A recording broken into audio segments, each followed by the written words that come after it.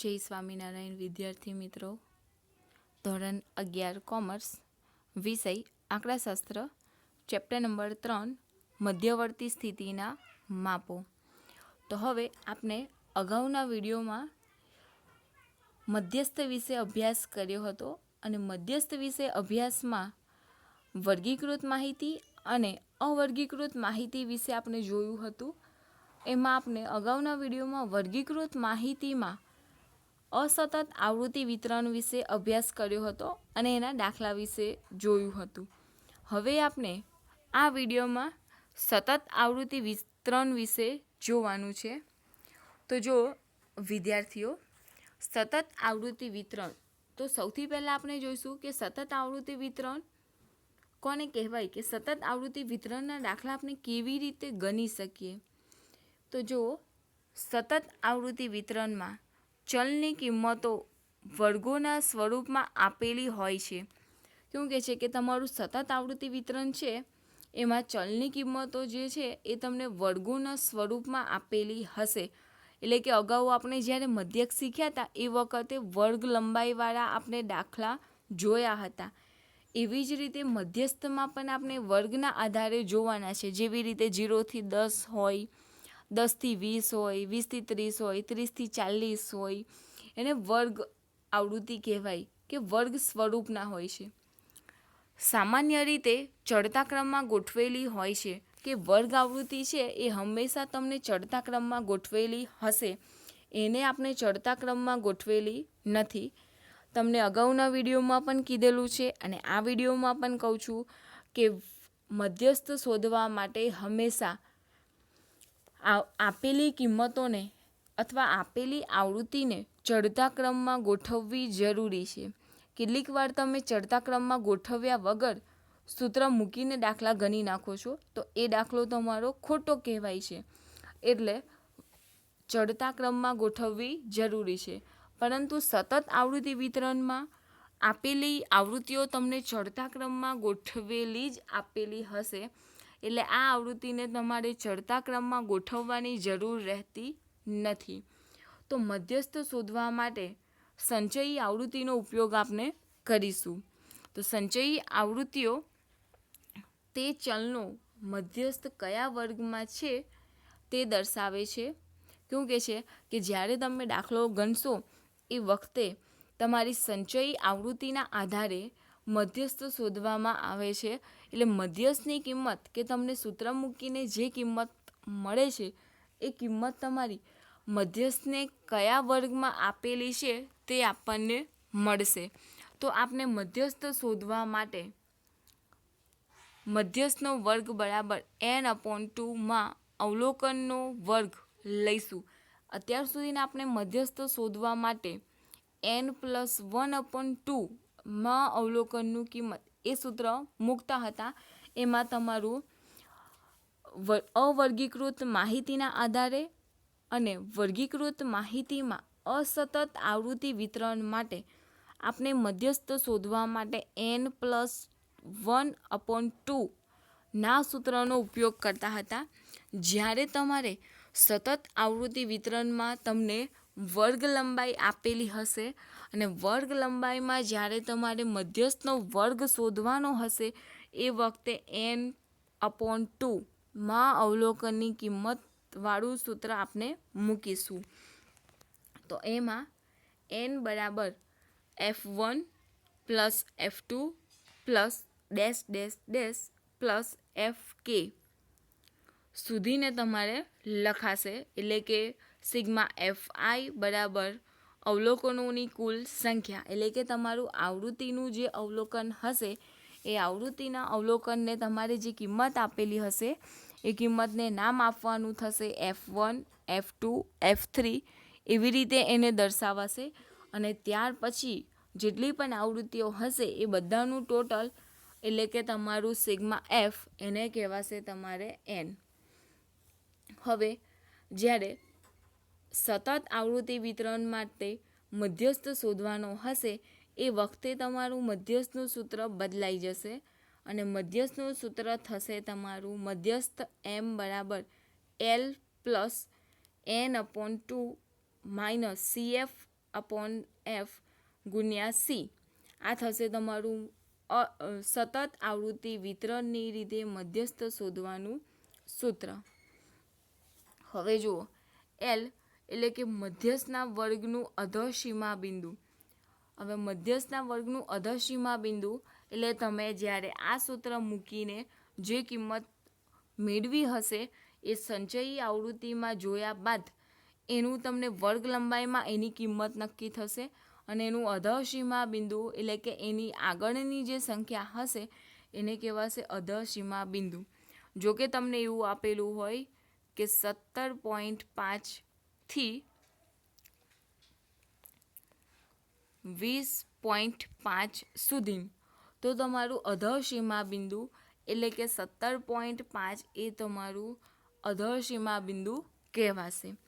ત્યાર પછી CF એટલે કે તમારી સંચયી આવૃત્તિ.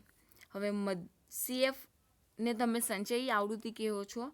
હવે મધ્યસ્થ વર્ગના અગાઉના વર્ગની સંચયી આવૃત્તિ એટલે કે તમારી વર્ગ આવૃત્તિ થઈ. હવે એની વર્ગ આવૃત્તિઓની સામે તમને આપેલું છે 25. હવે 25ની અગાઉ તમને આપેલા છે 24. તો તમારી સંચયી આવૃત્તિ એટલે કે આ વર્ગ લંબાઈની સામે તમારી સંચયી આવૃત્તિ છે 25 અને 25ની અગાઉના વર્ગની એટલે કે એની અગાઉના વર્ગની સંચયી આવૃત્તિ તમને આપેલી છે 24. તો CF બરાબર તમારે 24 લેવાના થશે. ત્યાર પછી F એટલે કે મધ્યસ્થ વર્ગની આવૃત્તિ એટલે કે આની આવૃત્તિ થશે F બરાબર થશે તમારા 25 અને C એટલે કે મધ્યસ્થ વર્ગની વર્ગ લંબાઈ એટલે કે આ 17.5 અને 20.5 વચ્ચેનું જે અંતર છે એને કહેવાશે વર્ગ લંબાઈ.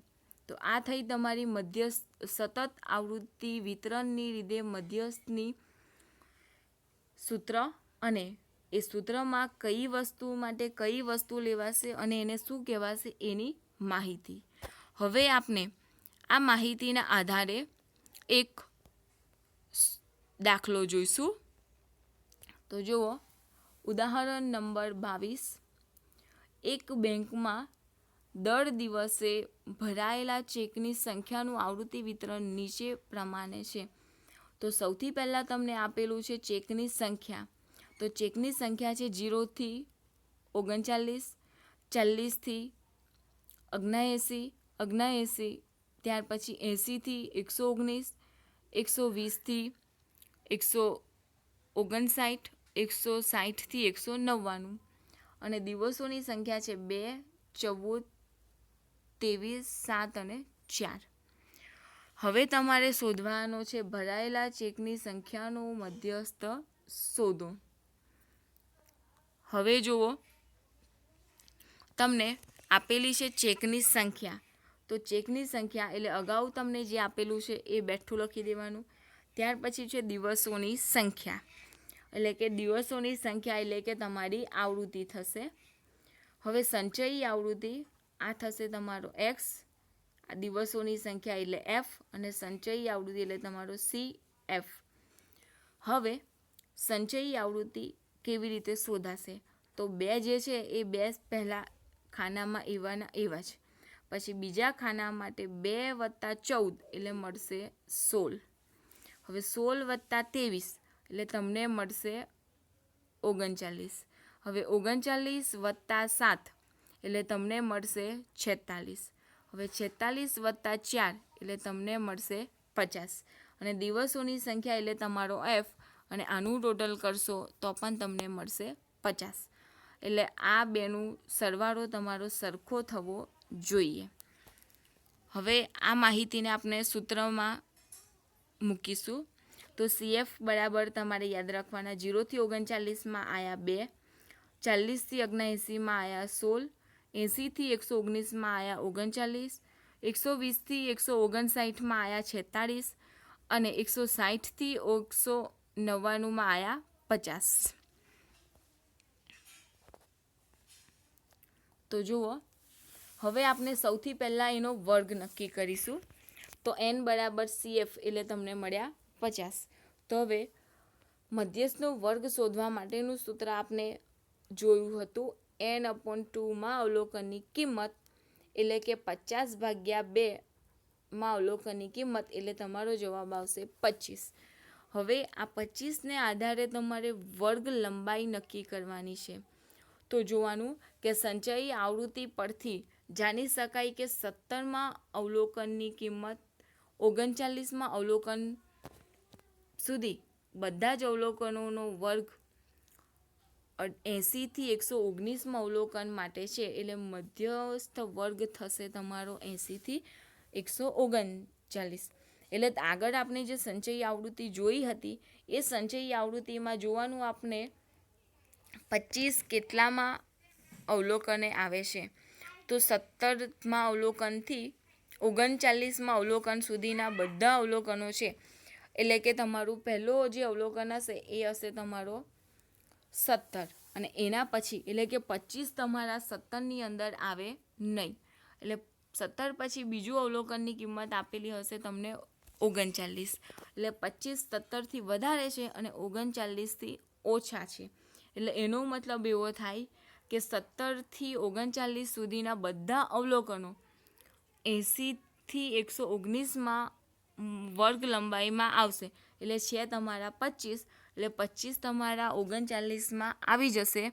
એટલે 39 25 માટેની તમારી વર્ગ આવૃત્તિ થશે 80 થી 119.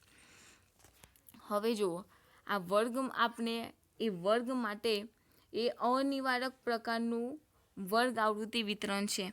અનિવારક પ્રકારનું વર્ગ આવૃત્તિ વિતરણ તમે ચેપ્ટર નંબર 2માં ભણી ચૂક્યા હશે કે અનિવારક પ્રકારનું આવૃત્તિ વિતરણ હોય તો કેવી સંખ્યા લેવાય અને નિવારક પ્રકારનું આવૃત્તિ વિતરણ હોય તો કેવી સંખ્યા લેવાય એ. તો અહીંયા આગળ તમને અનિવારક પ્રકારનું આવૃત્તિ વિતરણ આપેલું છે.